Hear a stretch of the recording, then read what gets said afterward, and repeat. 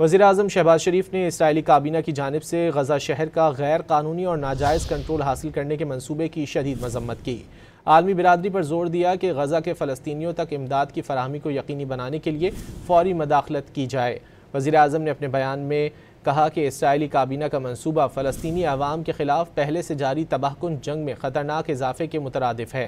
फ़ौजी कार्रवाइयों की ये तोसी पहले से मौजूद इंसानी बहरान को मज़ीद बिगाड़ कर ख़ित्ते में अमन किसी भी इम्कान को ख़त्म कर देगी। वज़ीर-ए-आज़म ने कहा कि पाकिस्तान फ़लस्तीनी अवाम के जायज़ हुकूक, उनके हक़ खुद इरादियत और फ़लस्तीन की एक आज़ाद और ख़ुद मुख्तार रियासत के क़याम के लिए अपनी गैर मुतज़लज़ल हिमायत का इआदा करता है।